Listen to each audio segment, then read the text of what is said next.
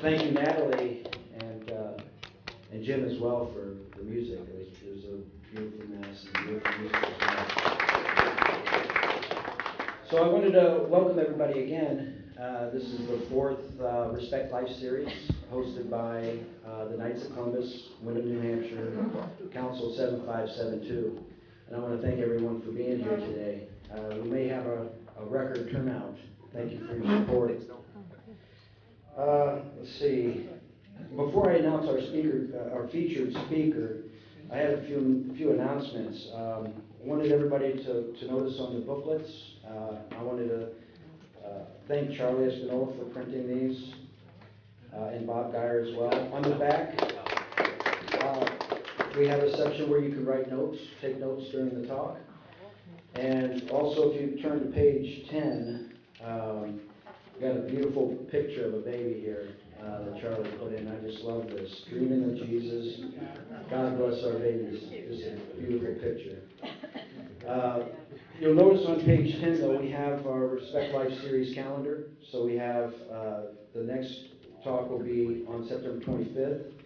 And then we also have loaded these on YouTube. So if you go to YouTube, and if you search Respect Life series, these will come up because we've tagged it with those terms. We've also have it on our website. It's www.kofc7572.wordpress.com. WordPress. Yeah, WordPress.com. We had some really great talks in the past, and we have some good ones coming up as well. Kathy Souza talked back in May, and she covered critical Respect Life issues and bills. She made a couple of very interesting points. One of the points she made was vote pro-life. Just because someone is Catholic doesn't mean they're pro-life. So you got to really look at what they stand for. And then in June, we had a great talk by Darlene Pollock on No Exceptions. That was a wonderful talk that I encourage everybody to watch who wasn't able to come. And then in July, just last month, we had Joe and Deborah Knapp, who gave a great talk on Project Rachel. And Project Rachel is one of those programs that helps men and women and families who've had abortion in the past, and they provide counseling for them. As a matter of fact, Kathy Kelly provided and shared a story with me recently. Kathy Kelly is part of the Pentecost Pregnancy Center out in Manchester, and she was out there working the area, trying to help other people who are considering abortion. She met a young man who was just back from the military, and he had found out that his girlfriend, while he was gone serving the country, had an abortion. And he found out that his dad helped his girlfriend have an abortion, and he knew nothing about it. So he was suffering, and Kathy was able to give this young man one of the pamphlets from Project Rachel. So hopefully, that'll help him out in the future. But anyway, I wanted to point that out, that you can share this with other people as well, and let them see some of these programs to learn. Now for a speaker, or featured speaker. We're going to have a talk on the pro-life Catholic. And actually, he grew up in Long Island. You a Red Sox fan, or? Hey, I know he's got a strong Brooklyn accent from New York. I've been rooting for the Yankees for 55 years. Okay. Hey, that's good. Oh, we got another Yankees fan here. He grew up in Long Island, and he married his beautiful wife, Mary Ann, in 1976. And he's been in Nashua ever since 1989. He's got a master's degree from Fordham University, and he's currently working for the Social Security Administration. He joined the Knights of Columbus in 1992 and is a past Grand Knight and a former district deputy, very active in the Knights of Columbus. And he's currently the state pro-life director. help me in welcoming Ron DiStasio. Yeah, you're right.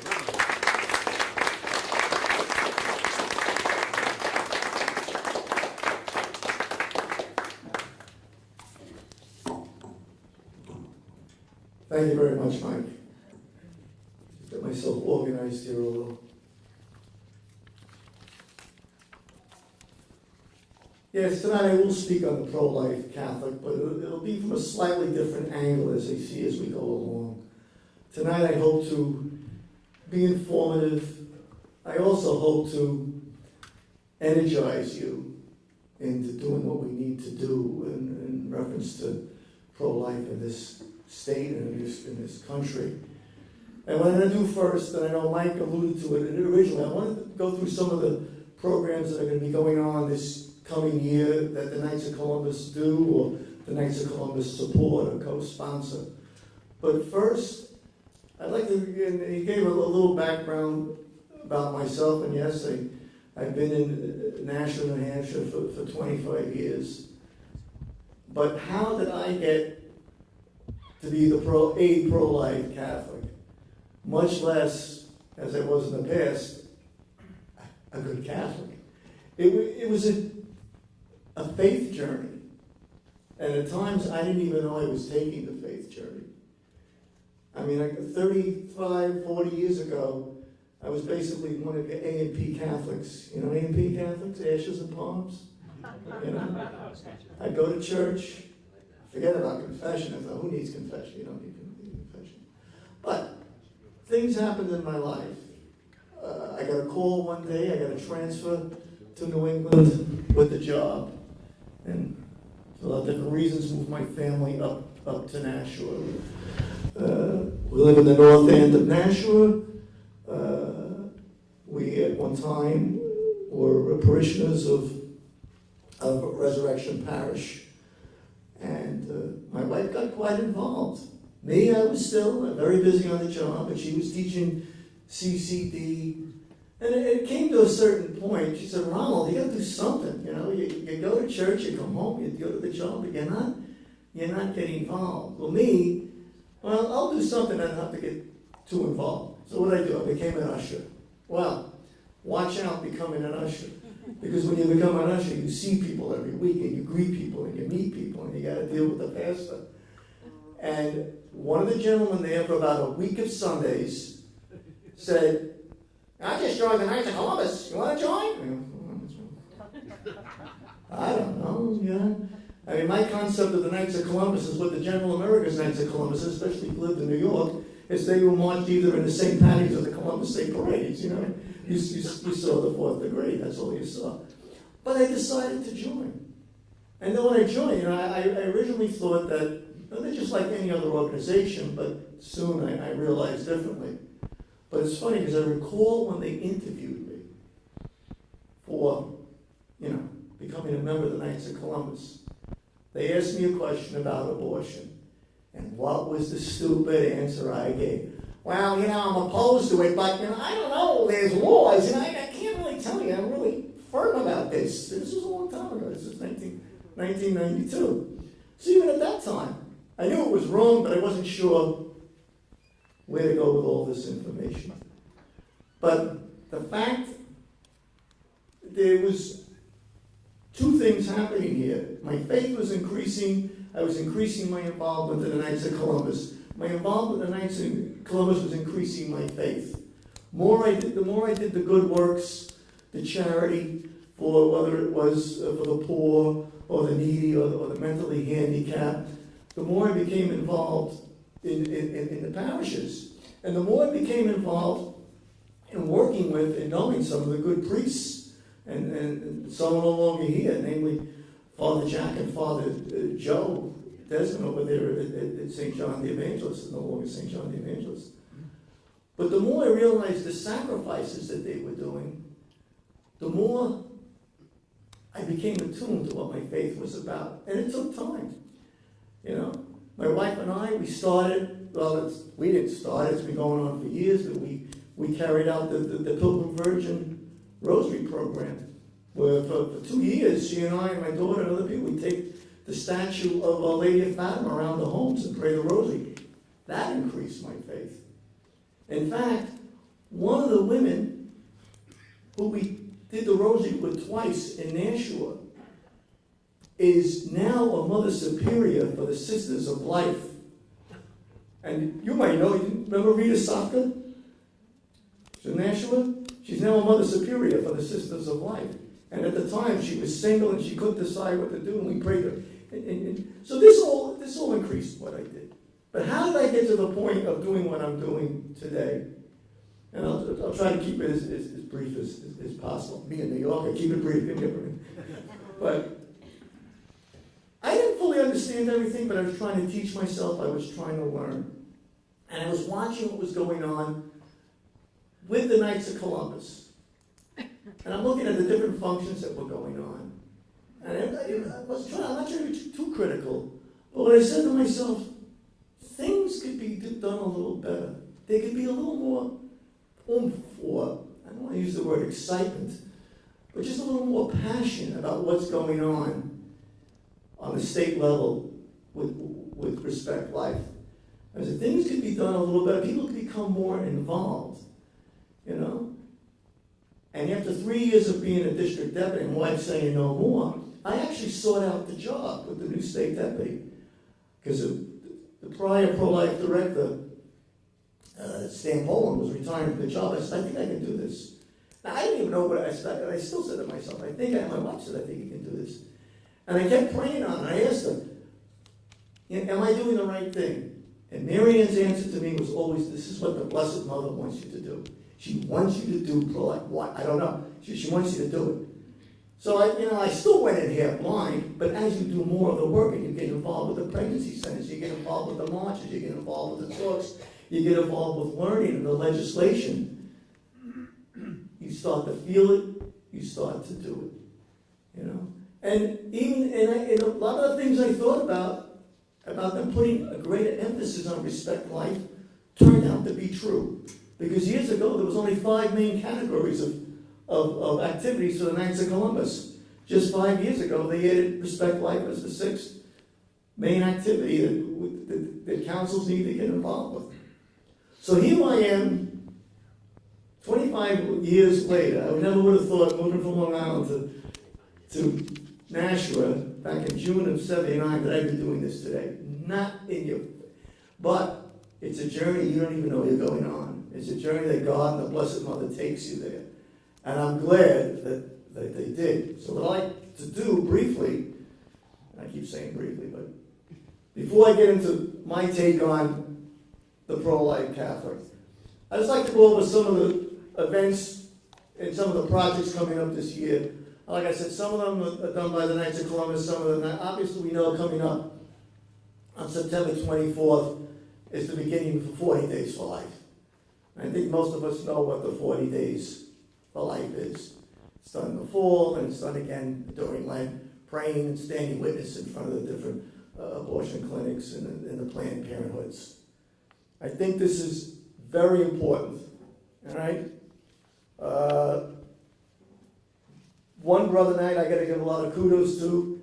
If you don't know him, he's out in the Claremont area, Walt Stapleton. His email's waltstapleton@juna.com, but he puts out every couple of weeks, he puts out like a little newsletter. He's doing a great job over there in front of the Planned Parenthood over in West Lebanon. And, you know, even without the 40 Days for Life, a lot of us continue to go up. I know Kathy's constantly there. A lot of us continue to go up to do our best to pray near Planned Parenthood, especially on Pennacook Street in Manchester. And it's not always a rewarding task. You know, sidewalk counseling has saved lives, but not as many as we like. We know Planned Parenthood is fighting back. We know they're fighting back, obviously, with the buffer zone legislation that they put in, which is on hold now until they meet again late in September. So we're going to continue what we're going to continue to do, but, you know, we need to be respectful. We need to be careful, that's all. Because they'll use any little thing to say that we're doing something wrong, you know. So my job is to convince as many of the Knights of Columbus to get out there as possible. And I want to thank Cornerstone, and I thank Kathy for repeating what Cornerstone did, Because I got the email, they gave a great synopsis of what's gone on with the buffer zone legislation since it began back in January and what's going on now. So if you keep attuned to that, things will come the middle of September, we'll see what, I don't think they want to enforce the law between you and me. I don't think they want to enforce this law whatsoever. A lot of people are for it, but I think it's going to bite them in the nose if they try to enforce this buffer zone. That's just my personal opinion. That's why they're going to keep kicking the can down the road.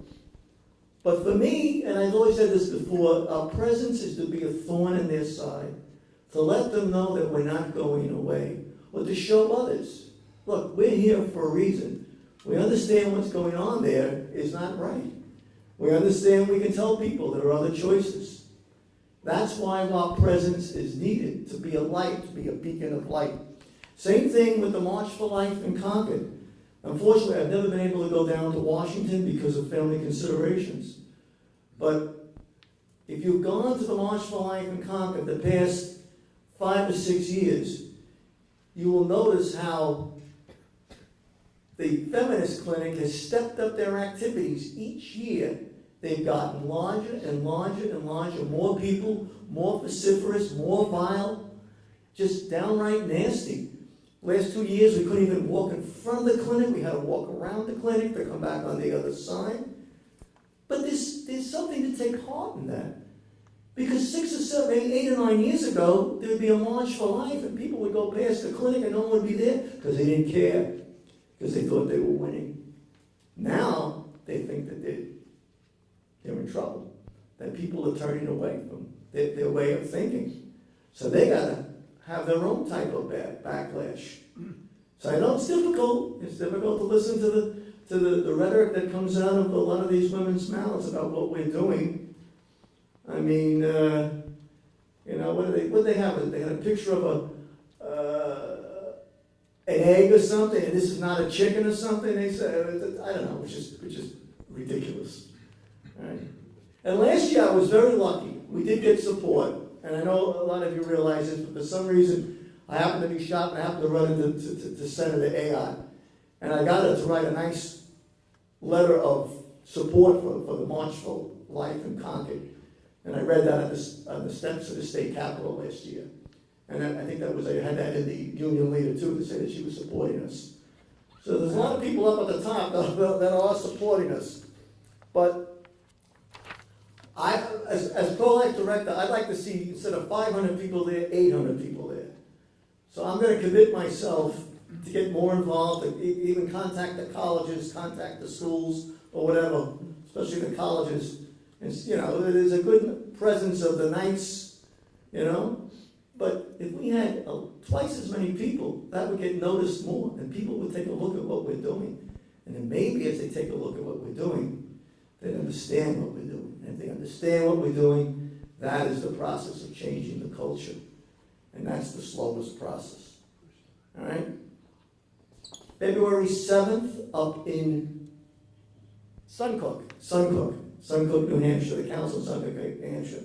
We're having our 8th annual, they call it Birthright Dinner. It's not just birthright, but they like to use that term. But it's a dinner honoring and praising and working with the different pregnancy centers throughout the state. I do have a guest speaker. I contacted the pregnancy center of the Monadnock region in Keene, and Evelyn Koenig, who's the director there. She's going to have a presentation on what that pregnancy center does up in Keene. And hopefully, it's a good dinner. The dinner's usually about $15. It's a main speaker and a few other speakers. And what the state council has done in the past is they've gotten people to donate items that the pregnancy centers need, and we give out kind of like gift packets to 8 or 9 pregnancy centers during that evening. So it gets to whoever shows up, different pregnancy center that shows up for the dinner, they get a gift packet, like huge, different stuff, whether it's baby items or toiletries or whatever. So that's on February 7th. Our annual pro-life seminar, again, is going to be downstairs in the cathedral, St. Joseph's Cathedral. That's going to be on March 22nd, on a Sunday. I do have someone coming back, and you can thank her for the time. I was contacted again by Elizabeth Rex. She was our guest speaker about 6, 7 years ago, and she's the president of Children's First Foundation. And I'm supposed to have a meeting soon, so a lot of this stuff is in its infancy. But I guess they're going to attempt, one of the state reps, Warren Groen, out in the Rochester area, I don't know when it's going to be, but they're trying to formulate a bill to put in for an actual Respect Life, pro-life license plate here in the state of New Hampshire. All right, I happened to see the one, and I couldn't believe it. I saw the one in Massachusetts. They have one in Massachusetts. Very well done, very tasteful. Low key, but it was right there. We could copy something like that.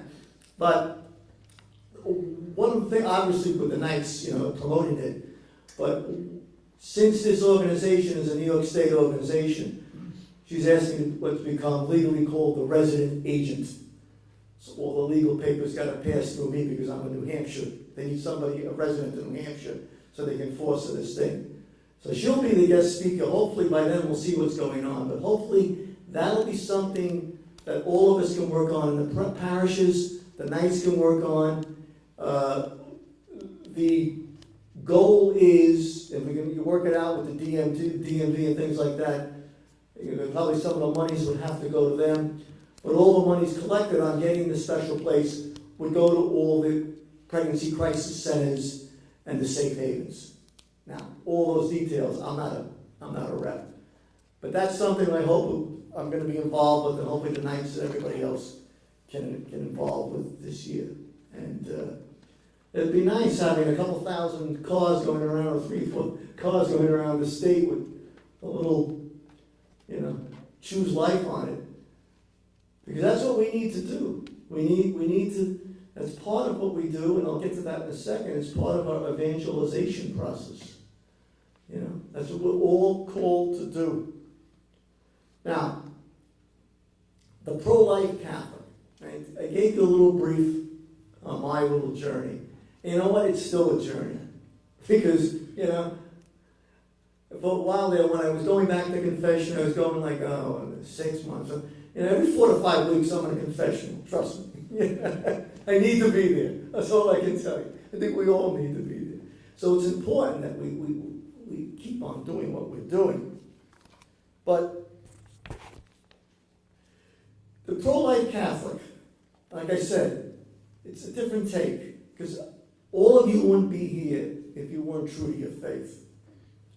So for us, it would seem to be a very unnecessary term. If you're Catholic, you should protect and reveal life in all its stages. It should be a no-brainer.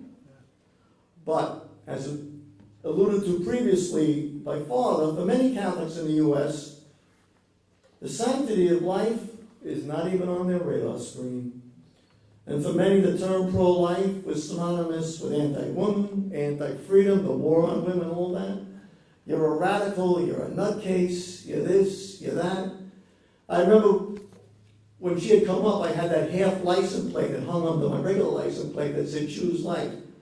I don't know how many times a car would pass me and shoot me the bird with, because I had a pro-life thing on like that. But why is it this type of thinking? All right? Well, the first one I'm going to relate to why people on pro-life. And I came up with a term. Right? I'm going to call this the Helen Gurley Brown effect. You remember Helen Gurley Brown? Sex and the Single Girl, the movie with Natalie Wood, right? We're free, we can do anything we want, right? And what happened with Sex and the Single Girl? What did they celebrate a couple of years ago? 50 years of the pill, right?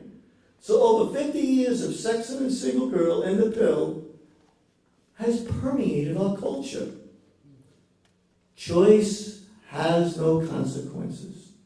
A child is thought of as a burden. Self-satisfaction and career advancement have trumped true sexual love, motherhood, and the family. Humanae Vitae, and look at all the flack Pope Paul VI took, when that came out in 1960, out from his bishops and his priests and a lot of people.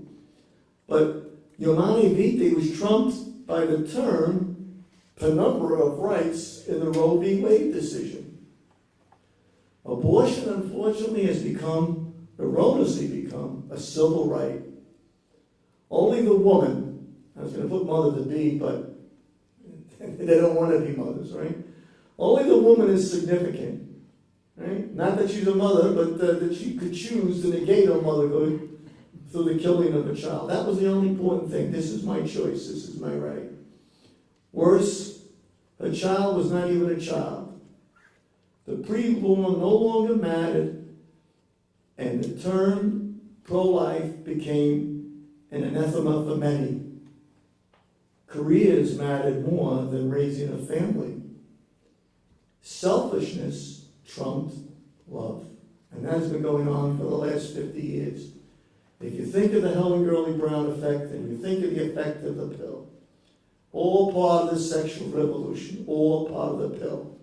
And I posited a few weeks ago, if there was never the pill, would there ever been Roe v. Wade? Just think about that. Just think about that. So this is 50 years in our culture. We are here to fight it, and that takes time. Now the term Catholic, you want to be a pro-life Catholic. Well,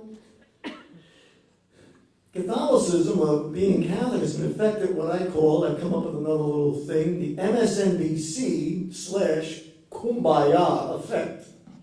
Or, we all hold hands while wearing blindfolds. So we've had for the last 40 or 50 years, and still on television, all of these mantras. I'm okay, you're okay. Remember that book? Truth is just a matter of opinion. Do what you want. No one else is going to get hurt. Oh, good God. No one can follow all the rules of the church. It's impossible. And of course, all priests, child molesters, right? Well, the one I love, my faith is no different than anybody else's. Catholicism is no different than any other religion. And much of this is said by Catholics who consider themselves, well, I don't know how to consider, but they think they're devout. You know? Oh yeah, I go to church. I go on Christmas and Easter.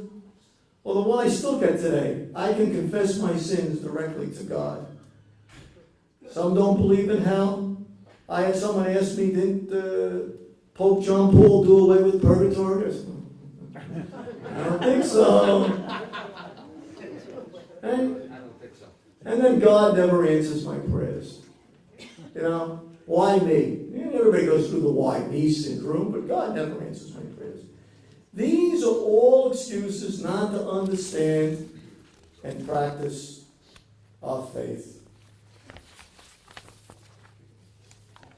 When you look at the shift in our culture over the past 40 years, you begin to realize not only is the pro-life Catholic a rarity, but so is the Catholic. Many have not gotten past the first chapter of their Baltimore Catechism. So, my take on the pro-life Catholic is, yes, all Catholics, by definition, should be pro-life. But the culture shift has been so great. That's why we have people like us here. And that's why it takes time. Yes, we can change laws, and it works, but we need to change thinking, we need to change hearts. We are in the throes of political, cultural, and spiritual warfare, and don't think it's not spiritual. At times it seems that we will not prevail against the gates of hell. Twice, and this was alluded to previously, about 64% of the New Hampshire Catholics voted for the most anti-life president in United States history. No names, huh? Okay. Same-sex marriage lately is being viewed as a societal norm. The family is daily under attack. Temptation and sin are everywhere. You know that. Just turn on the television or go click on your laptop. I'm not going to say who, I listened to a talk recently, and the priest said 90 to 95% of his confessions for men have to do with, guess what? Yeah, thank you. All right? We need to counteract this culture of death. We need to be called what I once called the Knights of Columbus, the new defenders of the faith. We must be strong and prepared for the struggle. We must be ready, and I've used this before, to get ready, to get, in a race, you get on your mark, you get set, go. Remember what my mark was. M for Mass, A for Adoration, R for Rosary, and C for Confession. It took me long enough on my faith journey to get to all these.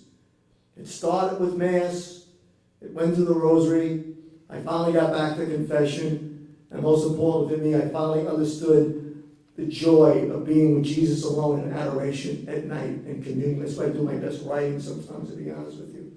That we need to all get back to. We must keep God in our hearts every minute of the day. And I know it's not easy. I know. Because there's a lot of distractions. We all go to work. We all have problems. We all struggle. We all have temptation. So sometimes you're not always thinking of something. But there are two little things that I've learned in the past to do sometimes. And I just close my eyes and I say, Sacred Heart of Jesus, I place all my trust in you. Immaculate Heart of Mary, I place all my trust in you. And if we can do this, we can remain the faithful, pro-life Catholic. Thank you, and God bless you.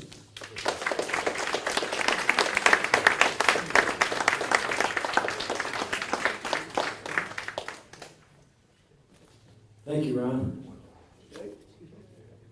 Very good talk, very powerful speech. Thank you. Yeah, any questions, Ron? I don't think I need to talk. I got to go. Yep. Yes, Ron. Yes. I have two. First of all, what is the pro-life and continence? Is it January 17, 2015, I believe? I'm the walking calendar for the nights. If you look at the calendar, I believe Repeat the question. if it's a Saturday, I apologize. Yeah, it's 17, trust me. The man asked the question, who knows the answer. Yes. He wanted to know when the March for Life in Concord it was going to be. It is always on a Saturday. If the Saturday is the 17th, it will be on Saturday the 17th because it is always the week before the March for Life in Washington, D.C. Yeah, because New Year's is on a Thursday, so I use that. All right. And one more quick one. 6 weeks from tonight is the thing in Manchester, too, there, the big dinner. What is that? Oh, the New Hampshire Right to Life dinner. Hey, I believe it's on a Thursday. October 2nd. And then if it's a Thursday, it'll be October 2nd then. It'll be the New Hampshire Right to Life dinner in Manchester. Because as soon as you hold on a Thursday. Kathy, am I right? Yeah, yeah. Because Friday's the 3rd, so I figured it'd be Thursday. Thank you very much, Ron. You said something, what's Cornerstone? I can go and read all the laws or something, what's that? All right. Cornerstone is it's an organization promoting family and faith values here in the state of New Hampshire. They also foster the right legislation that should go through the State House, similar to New Hampshire Right to Life. If you just go online and just Google Cornerstone, New Hampshire, there's Cornerstone, there's also Cornerstone Action, all right? But, like I said, they had this whole thing on the buffer zone, but they also promote family values. They also would be probably opposed to the Common Core that's going on in education, all right? They'd also promote things like homeschooling, right? They would look at, like I said, obviously the different pro-life legislation, and then again with they would, come out against same-sex marriage and things like that. A lot of the different issues that we all agree on, It's a different there's just an additional organization here. And they do a lot of political action too, just like New Hampshire Right to Life. They get involved with testifying up in Concord and things like that. But if you just go right on their Cornerstone, it's a good organization. Yeah. Any other questions? Yes? I'd be interested in a list of all the people that are running for various offices, if they're pro-life or not. I think if New Hampshire Right to Life, Kathy, would they have? You know who's putting that out now is Ellen Kolb, Living for the Loaf, and she puts a blog out, and she goes up, she works for Cornerstone. She spends a lot of time up in Concord, she goes to all the hearings, and she's right now putting out a list of how people voted on the buffer zone bill and on the different abortion bills, and it's Ellen Kolb, Yeah, if you go online, Ellen Kolb, KOLB, she works for Cornerstone. Leaven for the Loaf. Yeah, she has a blog, Leaven for the Loaf. You can sign up for that, and she's really, Yeah, she does. but I know sometimes New Hampshire Right to Life also will put out a list of different candidates, you know. They do put a list of different candidates, and they also send them questionnaires so that they can answer the questionnaire and we can find out exactly where they stand on those issues. Okay, so did you hear that? New Hampshire Right to Life also is a wealth of information when it comes to taking a look at the stances of different candidates. Well, I want to thank you for your time, and God bless you all. Thank you.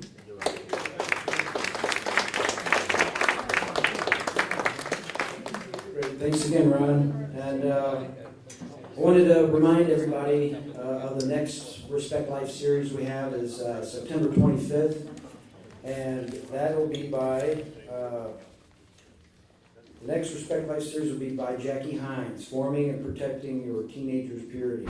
So please spread the word, and let's try to get as many people as we can to that talk.